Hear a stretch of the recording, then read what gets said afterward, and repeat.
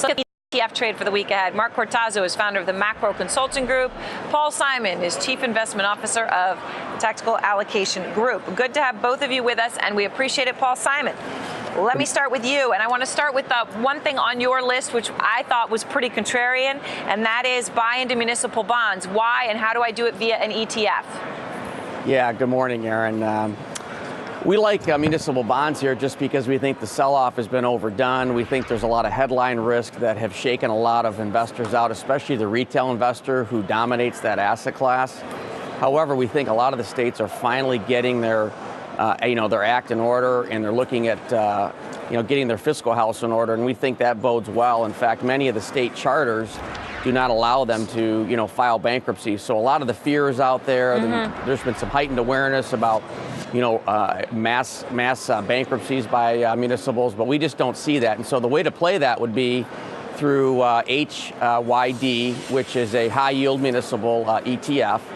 We think investors can pick up yield that is dramatically higher than what I would call distressed corporate bonds or high yield corporate bonds. And historically, municipal bonds trade at a much lower yield than you would find in the corporate world. Right. So there's a lot of margin of safety right now that investors can get with municipal bonds, in our opinion. All right, and I think a lot of people, not only is that a controversial take, but also there's a way to play it through ETFs may have surprised some. Mark Cortazzo, what's your most contrarian ETF play? Well, we have a tactical portfolio. I don't know that we have a contrarian play in that. We have a buy and hold strategy that has a break on it. When the market breaks down, we'll reduce the exposure to that and be defensive. We do have real estate as an exposure in there, which has done quite well since we re-entered it. So real estate's our only outside the box strategy. And I think the tactical aspect of the way we manage the portfolio is what's contrarian about it.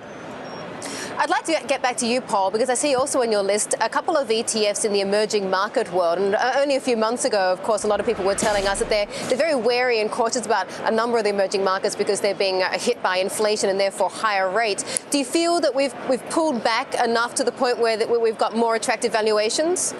Yeah, I do believe that, and I think you bring up a good point. The emerging markets have actually been in a tightening cycle, and that's really kind of put the term that we use is put the emerging markets in the penalty box from investors.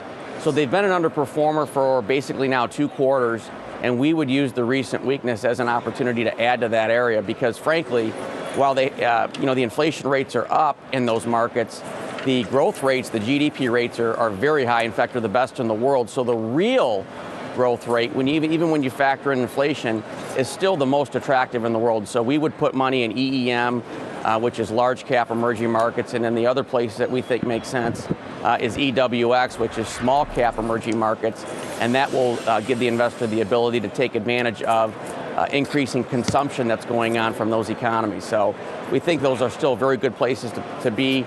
It might end up being a second half story, though, given the fact that they're still in the tightening phase. Indeed they are. Mark and Paul, thank you very much for your commentary.